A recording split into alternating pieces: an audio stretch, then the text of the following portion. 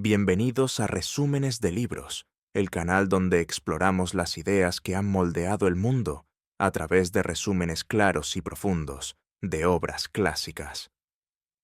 Hoy nos sumergimos en una pieza fundamental del pensamiento socialista, el Programa Socialista, escrito por Karl Kautsky en 1892.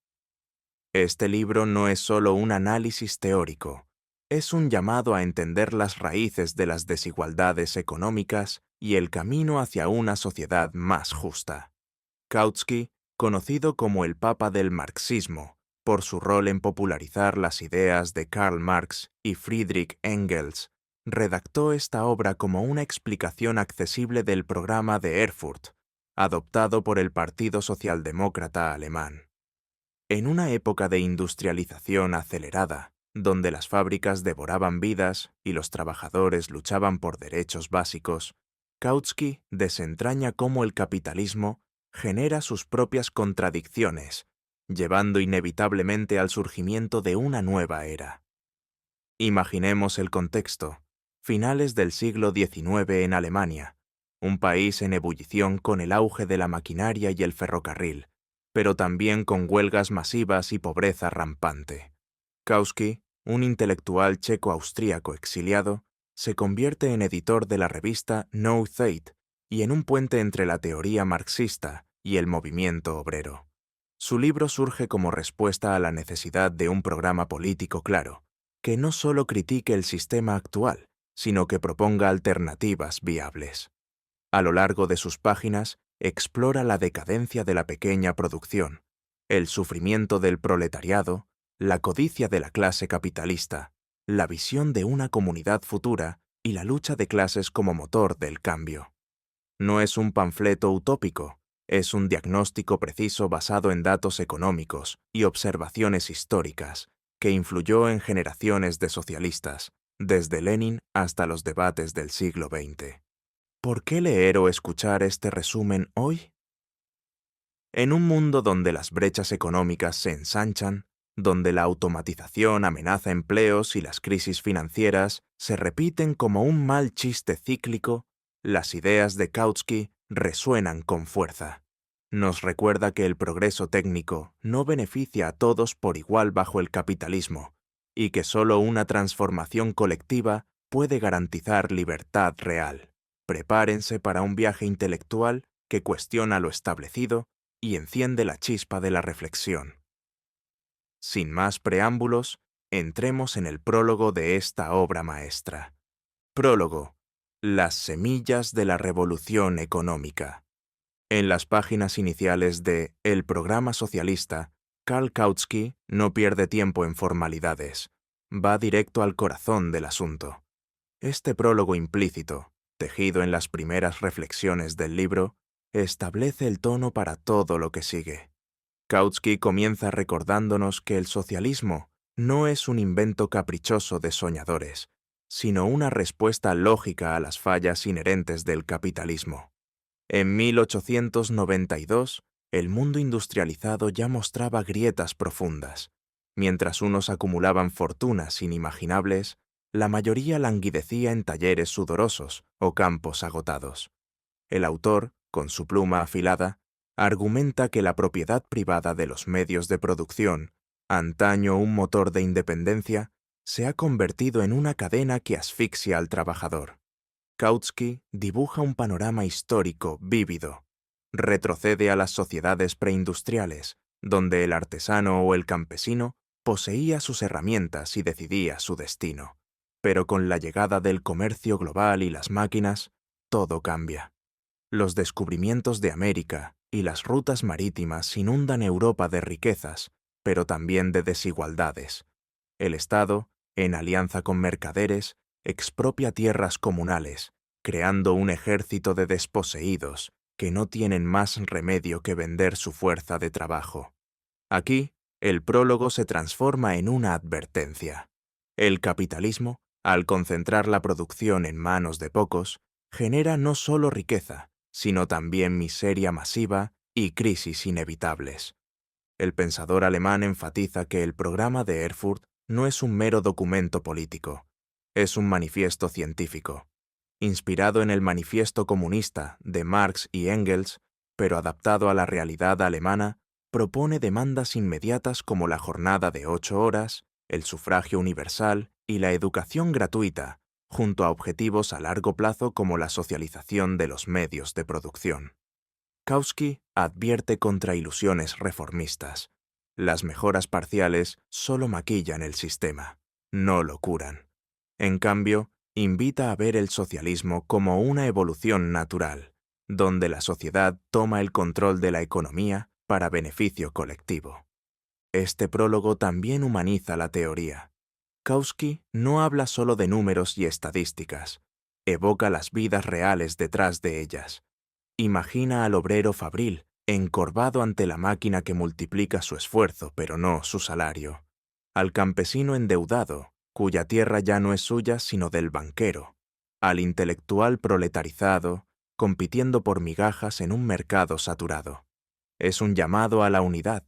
El proletariado, creciente y organizado, es la fuerza que puede derribar las barreras de clase, pero no sin lucha. El autor recalca que las clases dominantes defenderán sus privilegios con uñas y dientes, aunque el sistema las condene a su propia obsolescencia. En esencia, este prólogo es una invitación a cuestionar lo dado por hecho. Kautsky nos dice que el futuro no está escrito en piedra capitalista, se forja en las forjas de la historia, con el sudor y la inteligencia colectiva. Al leerlo, uno siente el pulso de una era en transformación, donde las ideas no son abstractas, sino armas para el cambio. Y así, con esta base firme, el libro se despliega en capítulos que desmenuzan cada aspecto de esta visión, preparando al lector para entender no solo el qué, sino el por qué y el cómo de la revolución socialista. Ahora, avancemos al corazón del resumen, donde exploraremos capítulo por capítulo las ideas que Kautsky plasmó con maestría. Recuerden suscribirse al canal para más resúmenes que iluminan el pasado para entender el presente. Comencemos. Capítulo 1. La decadencia de la pequeña industria. En las primeras páginas de su obra, Karl Kautsky nos sumerge en un análisis profundo sobre cómo el capitalismo, ese gigante insaciable, devora poco a poco las formas tradicionales de producción. Imagina un mundo donde el trabajador era dueño de su destino, el artesano con su taller modesto, el campesino arando su propia tierra. En aquellas épocas antiguas, la propiedad privada de los medios de producción no era una cadena, sino un escudo de independencia. El individuo producía lo necesario para su familia o para un trueque sencillo en el mercado local. No había ambiciones desmedidas, todo fluía con la calma de un río sereno. Pero entonces llega el gran cambio, impulsado por la producción de mercancías. Aquí, los bienes no se crean solo para usarlos, sino para venderlos y acumular ganancias. Surge el capital mercantil, ese astuto intermediario que compra barato y vende caro, y junto a él, el capital usurero, prestando dinero a intereses que chupan la sangre de los débiles. Estos capitales no conocen fronteras, crecen sin parar, alimentados por descubrimientos que expanden el mundo conocido. Piensa en las expediciones a nuevos continentes, las rutas marítimas que traen especias y metales preciosos, pero también desigualdades abismales. El Estado moderno, con su maquinaria burocrática y militar, se alía con estos poderes. Expropia tierras comunales mediante leyes duras y violentas, dejando a miles sin hogar ni medios. De la noche a la mañana, campesinos libres se convierten en vagabundos, obligados a vender su fuerza de trabajo para sobrevivir. Es como si el sistema creara su propio ejército de reserva, listo para ser explotado en las nuevas fábricas. Kautsky describe con precisión cómo la producción capitalista reorganiza todo el panorama. El capitalista no solo proporciona las materias primas y las herramientas, concentra a los trabajadores dispersos en grandes talleres. Antes, cada artesano hacía un producto completo, de principio a fin. Ahora, la división del trabajo los fragmenta. Uno corta, otro ensambla, otro pule. Y luego llegan las máquinas, esas maravillas mecánicas que multiplican la output humano por 10, por 100. En Prusia, por ejemplo, las máquinas de vapor eran solo 423 en 1837, pero en pocas décadas se multiplican como conejos en primavera, llegando a cifras impresionantes. Estas innovaciones no solo aumentan la productividad, conquistan mercados enteros, desde el local hasta el global. Las grandes empresas, con sus economías de escala, aplastan a los pequeños competidores, que no pueden igualar precios ni volúmenes. No solo la industria sufre esta metamorfosis, la agricultura también cae en la trampa. Los campesinos, anclados en parcelas diminutas, enfrentan una competencia feroz de ultramar. Granos baratos de América inundan Europa, bajando precios hasta niveles ruinosos. A esto se suman los impuestos pesados para financiar guerras y ejércitos permanentes, que chupan los escasos recursos del campo. El campesino se endeuda con usureros, hipotecando su tierra para comprar semillas o herramientas. Lo que antes era fuente de orgullo se transforma en una carga insoportable. Kautsky lo ilustra con datos contundentes. En regiones como Alemania, el número de propiedades pequeñas disminuye año tras año, mientras las deudas se acumulan como nubes de tormenta. El propietario nominal sigue trabajando, pero en realidad es un esclavo de los acreedores, prolongando una miseria que el proletario urbano al menos puede combatir colectivamente. Esta decadencia no es un accidente, es inevitable bajo el capitalismo. La pequeña producción, basada en el esfuerzo individual, choca con las demandas de un mercado que premia la concentración y la eficiencia masiva. Los intentos de revivirla, como cooperativas o subsidios, son parches que no curan la herida profunda. En cambio, la pequeña industria se proletariza. El artesano independiente se convierte en subcontratista de una fábrica grande, dependiente de pedidos fluctuantes. O peor, se vuelve parasitario, viviendo de migajas en nichos marginales, como reparaciones caseras o productos de baja calidad que no compiten en el gran escenario. Kautsky argumenta que esta agonía prepara el suelo para algo mayor, una transformación social donde los medios de producción pasen a manos colectivas, liberando al trabajador de estas cadenas invisibles. El autor no se limita a describir, critica con agudeza las ilusiones de quienes defienden la propiedad privada como eterna. En el pasado sí fomentaba el progreso, impulsando innovaciones modestas, pero hoy, en la era de las máquinas y los monopolios, se ha vuelto un freno. Los pequeños productores, aferrados a sus lotes, resisten la mecanización que podría aliviar su carga, perpetuando métodos ineficientes. Mientras tanto, el capitalista avanza, expropiando no solo tierras, sino conocimientos y habilidades. La ciencia, aplicada a la industria, acelera este proceso. Inventos como el telar mecánico dejan a tejedores manuales en la ruina, forzándolos a unirse al proletariado urbano. En la agricultura, el panorama es aún más desolador. Las grandes fincas latifundistas, con maquinaria moderna, producen a bajo costo, mientras el campesino lucha con arados antiguos y mano de obra familiar. La competencia transatlántica, con sus vastas praderas americanas, hace imposible la supervivencia sin deudas, y los usureros, siempre al acecho, convierten la propiedad en una ilusión. El campesino trabaja para pagar intereses, no para vivir. Kautsky cita estadísticas de la época, mostrando cómo en países como Francia e Inglaterra, el número de pequeños propietarios cae drásticamente, mientras crecen las hipotecas y las ejecuciones. Esta evolución no es pacífica, está marcada por violencia histórica.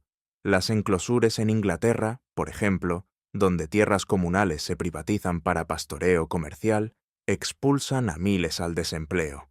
En Alemania, leyes similares crean un éxodo rural hacia ciudades abarrotadas. El resultado, un proletariado en expansión, desposeído pero unido por el sufrimiento común. Kautsky ve en esto no una tragedia sin fin, sino el preludio de una revolución.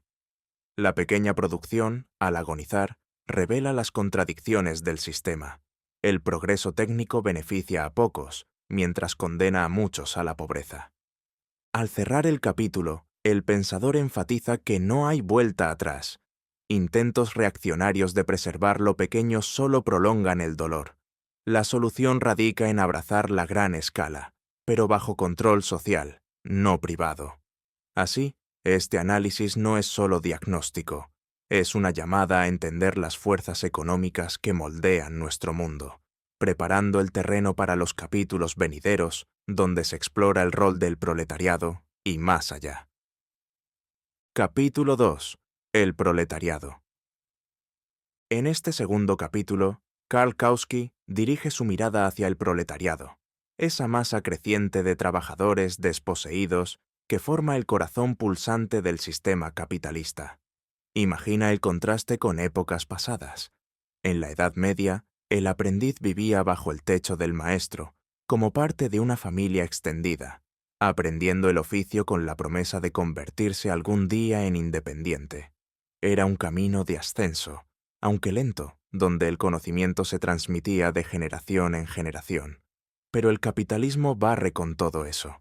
El proletario moderno surge como una figura trágica, separada por completo de las herramientas y materias primas necesarias para producir. No posee nada más que su propia fuerza de trabajo, que vende a diario al capitalista por un salario que apenas alcanza para sobrevivir. Este salario, explica Kautsky, no es un pago justo por el esfuerzo, es el precio de mercado de una mercancía humana. Oscila entre un mínimo vital, lo justo para no morir de hambre, y un máximo que permite reproducir la fuerza laboral, incluyendo criar a la siguiente generación de trabajadores. Sin embargo, la tendencia implacable es hacia el mínimo. ¿Por qué? Porque el mercado laboral está inundado de mano de obra barata. Mujeres y niños entran en masa a las fábricas, atraídos por salarios aún más bajos que los de los hombres. Esto no solo reduce los costos para los patrones, sino que debilita la resistencia colectiva de los trabajadores. Las mujeres, obligadas a laborar jornadas eternas, dejan atrás hogares abandonados y niños expuestos a la miseria desde temprana edad. Los pequeños, con sus manos ágiles pero frágiles, operan máquinas peligrosas por migajas, acelerando el engranaje de la explotación. La familia proletaria, ese pilar tradicional de la sociedad, se desintegra bajo esta presión. Las madres ya no cuidan el hogar. En su lugar, compiten en el taller con sus esposos e hijos. Los niños crecen en la calle o en guarderías precarias, alimentados por una dieta de pobreza que los deja débiles y enfermos. Y en los rincones oscuros de esta realidad surge la prostitución como un complemento forzoso a los salarios insuficientes. Kautsky denuncia la hipocresía de la burguesía, que condena moralmente este flagelo mientras lo tolera en silencio, pues mantiene baja la presión por aumentos salariales. Es un ciclo vicioso donde la degradación moral se entrelaza con la económica, convirtiendo a la clase obrera en víctimas de un sistema que las explota en todos los frentes. Pero hay más. El ejército industrial de reserva, ese contingente invisible de desempleados que acecha en las sombras. Las máquinas, diseñadas para ahorrar mano de obra, despiden a miles con cada innovación. Al mismo tiempo, oleadas de migrantes de regiones rurales, atrasadas, llegan a las ciudades, engrosando las filas de los sin trabajo. Este excedente permanente presiona los salarios hacia abajo, como una pesa invisible en la balanza. El trabajador empleado vive con el miedo constante al despido, sabiendo que hay decenas dispuestos a tomar su lugar por menos. Esta inseguridad crónica no solo empobrece, erosiona la dignidad, convirtiendo la vida en una lucha diaria por no caer en el abismo del paro total. El proletariado no se limita a las fábricas humeantes. Kautsky amplía el panorama, se extiende al comercio, donde dependientes y vendedores enfrentan jornadas interminables por sueldos raquíticos. Incluso las profesiones cultas, como médicos, abogados o maestros, caen en la proletarización. La sobreoferta de mano de obra intelectual, producida por un sistema educativo que forma más egresados de los que el mercado absorbe, rebaja sus condiciones a niveles obreros. Un doctor en una ciudad saturada cobra lo mismo que un jornalero, compitiendo por pacientes en un mar de competidores. Esta expansión horizontal unifica al proletariado. Ya no es solo el obrero manual, sino una clase diversa, pero compartiendo el mismo destino de explotación. A pesar de esta degradación sistemática, Kautsky ve un rayo de esperanza en la propia dinámica del capitalismo. Al multiplicar el número de proletarios y uniformar sus condiciones, el sistema forja una conciencia de clase colectiva. Los trabajadores, dispersos al principio, comienzan a verse como parte de un todo mayor. Las huelgas aisladas evolucionan hacia movimientos organizados, donde la solidaridad reemplaza la competencia individual. Esta unificación no es solo numérica, es ideológica. El proletariado, al experimentar de primera mano las contradicciones del capital, se prepara para convertirse en la fuerza transformadora de la sociedad. No son meras víctimas, son los arquitectos del futuro, armados con la experiencia de la opresión para derribar las barreras que los confinan. Kautsky ilustra este proceso con ejemplos históricos. En Inglaterra, la cuna de la revolución industrial, los primeros proletarios surgieron de las ruinas de la agricultura feudal, expulsados por enclosures que privatizaban tierras comunales. En Alemania, el auge de la industria textil y metalúrgica absorbe a campesinos desposeídos, creando ciudades abarrotadas donde la miseria se concentra. Pero en esta concentración radica el poder. Las fábricas no solo explotan, reúnen a los oprimidos, facilitando la comunicación y la organización. Las leyes antisocialistas, como las de Bismarck, intentan sofocar este despertar, pero solo lo aceleran, obligando a los trabajadores a unirse en sindicatos clandestinos. La explotación no se detiene en lo físico, afecta el alma misma. El proletario, reducido a una pieza intercambiable en la maquinaria productiva, pierde el orgullo del artesano que creaba con sus manos. Su trabajo se fragmenta en tareas repetitivas, alienándolo del producto final. Sin embargo, esta alienación genera rebeldía. Kautsky argumenta que el capitalismo, al degradar al trabajador, siembra las semillas de su propia destrucción.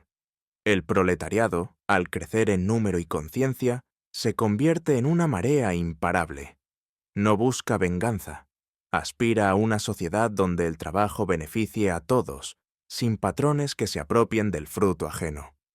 En las profesiones liberales, el panorama es similar. Ingenieros y científicos, formados en universidades, terminan como empleados de grandes corporaciones, vendiendo su intelecto por un salario fijo. La competencia feroz entre ellos baja los honorarios, proletarizándolos de facto.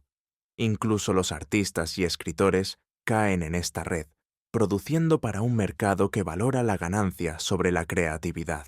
Esta ampliación del proletariado diluye las fronteras de clase, atrayendo a capas intermedias que antes se aliaban con la burguesía. Kautsky cierra el capítulo enfatizando el rol histórico del proletariado.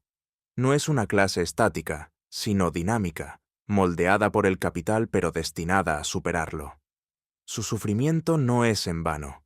Forja la unidad necesaria para la lucha venidera. Al unirse en asociaciones y partidos, los trabajadores transforman su debilidad en fuerza, preparando el terreno para derrocar un sistema que los condena a la perpetua subordinación.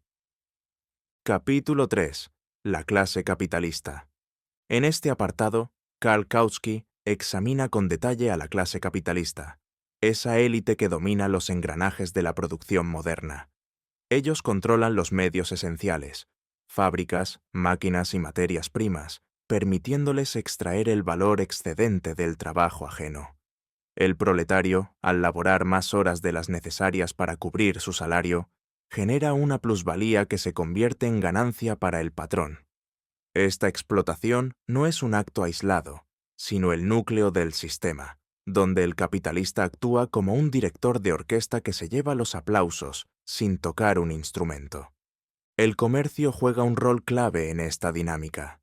Al principio, los mercaderes eran parásitos que se enriquecían comprando barato y vendiendo caro, sin agregar valor real. Pero en el capitalismo avanzado, el comercio se integra a la producción, facilitando la circulación de bienes a escala global. Junto al crédito, acelera la concentración de riqueza. Los bancos recolectan ahorros de capas medias y pequeñas, prestándolos a grandes industrias que así expanden su dominio. Este flujo de capital no solo financia innovaciones, sino que arruina a competidores menores, empujándolos al abismo proletario. La división del trabajo, aunque aumenta la eficiencia, revela las grietas del sistema. En una fábrica, cada obrero se especializa en una tarea repetitiva, multiplicando la productividad colectiva. Sin embargo, sin una planificación central, esta interdependencia genera caos. La competencia feroz obliga a producir sin medida, llevando a desperdicios masivos, materiales sobrantes, máquinas ociosas y esfuerzos duplicados. No siempre triunfan los más eficientes. A menudo, la suerte o la astucia financiera deciden el ganador, como en una lotería donde los boletos están trucados. La ganancia, ese botín codiciado, no se queda solo en manos del industrial. Parte se reparte con los terratenientes a través de la renta diferencial, un monopolio sobre suelos fértiles que eleva precios artificialmente. Otra porción va al Estado vía impuestos crecientes, financiando burocracia y ejércitos que protegen el orden establecido. Con el tiempo, la tasa de ganancia tiende a bajar. El capital invertido en máquinas crece más rápido que la plusvalía extraída de los trabajadores, erosionando los márgenes. Esto expulsa a capitalistas pequeños del juego, proletarizándolos y concentrando el poder en menos manos. Para contrarrestar esta caída, surgen los sindicatos y trusts, alianzas de grandes empresas que fijan precios y eliminan la competencia interna. Estos monopolios no solo controlan mercados horizontales, sino que se expanden verticalmente, integrando desde la extracción de materias hasta la distribución final. Así, evitan guerras de precios y maximizan beneficios, pero a costa de la sociedad, precios inflados y producción manipulada. Kautsky señala que estos carteles no resuelven las contradicciones profundas, solo las posponen, agravando las crisis cuando estallan. Las crisis industriales, cíclicas como las estaciones pero cada vez más devastadoras, nacen de la anarquía productiva. Sin un plan global, las empresas especulan con demandas futuras, invirtiendo en exceso durante booms. Cuando el mercado se satura, quiebras en cadena siguen, fábricas cierran, trabajadores quedan en la calle y capitales se evaporan. Estas depresiones no son anomalías, son inherentes al sistema, donde la sobreproducción relativa, bienes abundantes pero inaccesibles por falta de poder adquisitivo, genera paradojas absurdas. Mientras almacenes rebosan de comida, multitudes pasan hambre, máquinas potentes permanecen paradas ante operarios desempleados. Esta sobreproducción crónica se extiende a lo global, saturando colonias y mercados extranjeros con excedentes que no encuentran compradores. El resultado, un desperdicio colosal de recursos humanos y materiales. Ejércitos permanentes, burocracias hinchadas y lujos extravagantes absorben parte de esta plusvalía, pero no bastan. Kautsky argumenta que los capitalistas, antaño pioneros del progreso técnico, se han vuelto superfluos. Su rol se reduce a parasitar el proceso productivo, obstaculizando innovaciones que amenacen sus ganancias. La sociedad moderna, con su complejidad interconectada, clama por una dirección colectiva que elimine estos derroches. En última instancia, esta clase dominante, pese a su poder aparente, cava su propia fosa. Al concentrar la riqueza, acelera las desigualdades que fomentan el descontento proletario. Los trusts, al racionalizar la producción internamente, demuestran que una economía planificada es posible, pero solo bajo control social podría beneficiar a todos. Kautsky cierra esta reflexión destacando cómo el capitalismo, en su afán por acumular, genera las condiciones para su superación. Un mundo donde la producción sirva al bien común, no al lucro privado. Capítulo 4. La comunidad del futuro. Karl Kautsky dedica este capítulo a vislumbrar el horizonte de una sociedad transformada, donde las contradicciones del capitalismo dan paso a un orden más armónico. Comienza diferenciando con claridad entre la reforma social y la revolución. Las reformas, esos parches bien intencionados que ajustan el sistema sin alterar su esencia, buscan preservar la propiedad privada de los medios de producción. Pueden ofrecer mejoras temporales, como leyes laborales o subsidios, pero en realidad no resuelven nada profundo. Al contrario, aceleran las tensiones internas. Si los salarios suben por presiones sindicales, los capitalistas responden mecanizando procesos para reducir costos, lo que genera más desempleo y desigualdad. Es como intentar calmar un volcán tapando solo las grietas superficiales. Tarde o temprano, la presión estalla. La verdadera revolución social, en cambio, ataca la raíz del problema. La incompatibilidad entre las fuerzas productivas modernas, cada vez más colectivas y eficientes, y la propiedad privada que las frena. Esta transformación no surge de la nada, ni es un proceso mecánico. Depende de la acción consciente del proletariado, esa clase que el propio capitalismo ha multiplicado y fortalecido. Cuando las condiciones se vuelven insoportables, crisis recurrentes, miseria generalizada, los trabajadores se alzan para reclamar el control. Kautsky sugiere que esta rebelión podría ser pacífica si la clase dominante, acorralada por la lógica histórica, cede el poder sin resistencia armada. De lo contrario, la violencia se impone como medio inevitable, no como fin. En el núcleo de esta visión está el paso de la propiedad privada a la común. No se trata de un retorno romántico a formas primitivas de comunidad, sino de adaptar la propiedad a la escala cooperativa que el capitalismo ya ha desarrollado. Las grandes fábricas, las redes de transporte y las innovaciones técnicas no se destruyen, se expropian para beneficio colectivo. La sociedad, organizada democráticamente, toma los medios de producción, eliminando la explotación donde unos pocos se apropian del trabajo de muchos. En lugar de producir para vender y generar ganancias, se fabrica para satisfacer necesidades reales. Alimentos, viviendas, herramientas distribuidas según el uso, no según el bolsillo. Esta producción socialista hereda lo mejor del capitalismo: la eficiencia a gran escala, la división del trabajo refinada y la tecnología avanzada. Pero en vez de empresas aisladas compitiendo en el caos, se unifican en un vasto organismo económico planificado. Imagina un enjambre de abejas trabajando en armonía, no en una guerra por el néctar. La administración central coordina recursos, evitando desperdicios como la sobreproducción o la duplicación de esfuerzos. El Estado, que bajo el capitalismo ya interviene en la economía con monopolios estatales y regulaciones, se transforma en una entidad cooperativa, un Commonwealth, donde el poder reside en los productores mismos. Kautsky advierte contra el malentendido del socialismo de Estado, esa versión distorsionada donde el gobierno administra industrias pero mantiene la explotación salarial para enriquecer a una burocracia.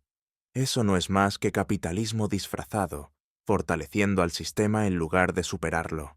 El auténtico socialismo exige que el proletariado conquiste el poder político, convirtiendo el Estado en un instrumento de la clase obrera para disolver las clases mismas. Una vez lograda la transición, el Estado coercitivo se desvanece, dejando una administración de cosas, no de personas. El autor rechaza con firmeza las demandas de blueprints detallados sobre cómo funcionará esta sociedad futura. No es un utopista que dibuja planos rígidos desde su escritorio. El socialismo es dialéctico, moldeado por la evolución histórica y las luchas concretas. Las formas exactas surgirán de las necesidades económicas y las experiencias prácticas, no de esquemas preconcebidos. Por ejemplo, ¿cómo se distribuirán los bienes? Inicialmente, quizás por cupones de trabajo, pero eventualmente según las necesidades individuales, una vez que la abundancia elimine la escasez. La educación y la cultura se democratizan, liberando el potencial humano reprimido por la pobreza. En este nuevo orden, el Estado podría federarse a nivel internacional, reconociendo que el capitalismo es global y sus problemas trascienden fronteras. Se abolirán instituciones obsoletas como la familia patriarcal explotadora, donde la mujer es subyugada por dependencias económicas. En su lugar, surge una igualdad real, con crianza colectiva y relaciones basadas en el afecto libre. Las propiedades monopolizadas, tierras, minas, fábricas, se confiscan, pero no las posesiones personales como hogares o enseres. La libertad verdadera florece al eliminar opresiones económicas. Nadie teme el desempleo, la vejez o la enfermedad, pues la sociedad garantiza el bienestar colectivo.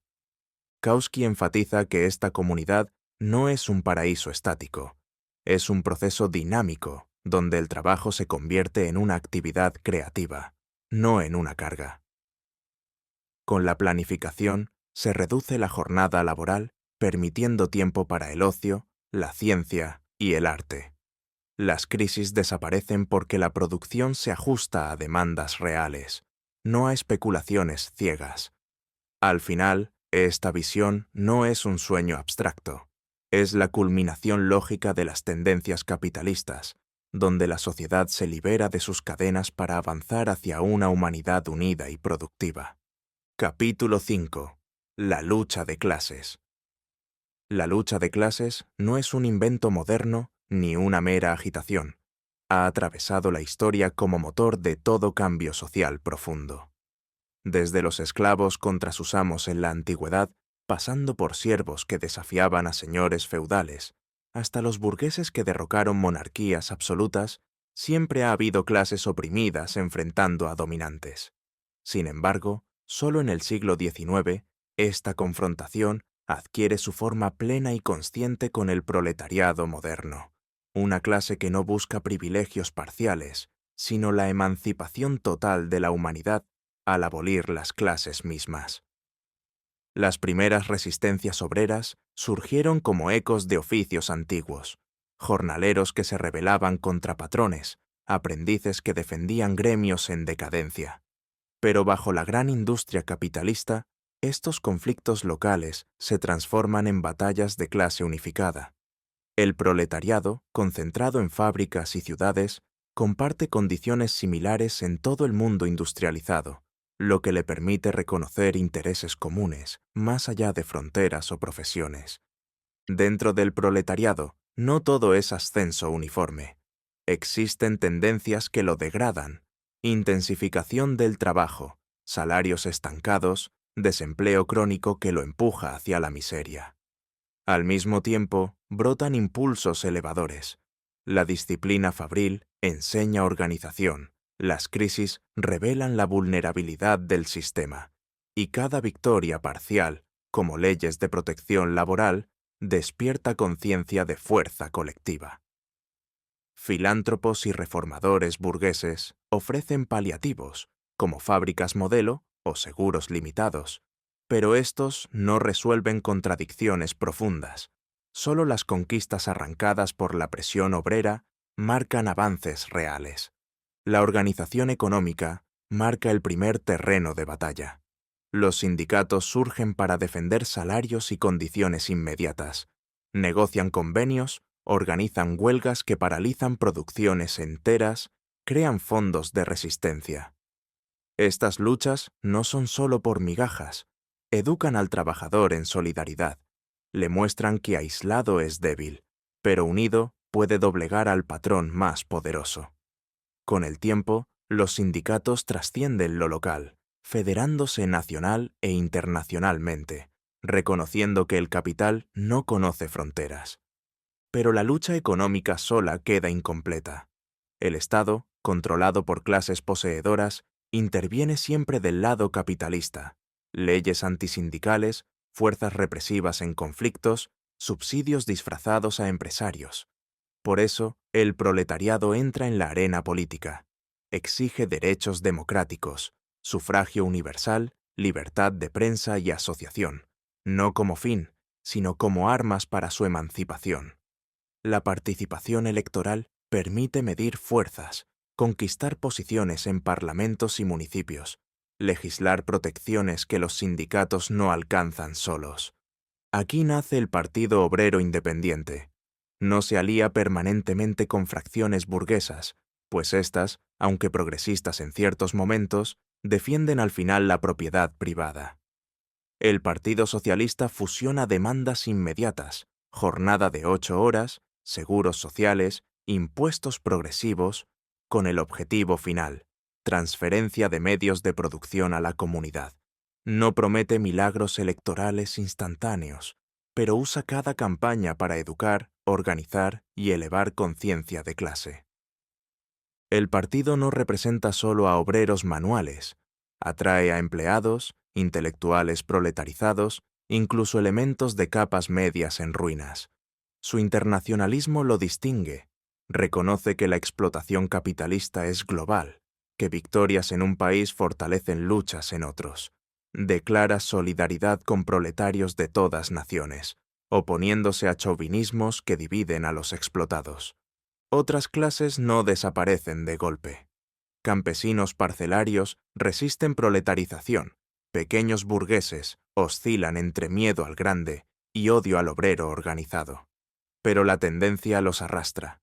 Unos se proletarizan, otros se capitalizan. Solo el proletariado crece inexorablemente, concentrando fuerza para el salto cualitativo. La lucha no siempre avanza linealmente. Sufre retrocesos, represiones, ilusiones reformistas. Sin embargo, cada ciclo profundiza experiencia. El proletariado aprende que reformas alivian, pero no curan, que el poder político es clave para cambios económicos duraderos. El Partido Socialista, como vanguardia consciente, guía este proceso, evitando desviaciones oportunistas o aventureras. Al final, esta lucha trasciende lo nacional. Une a trabajadores del mundo en causa común.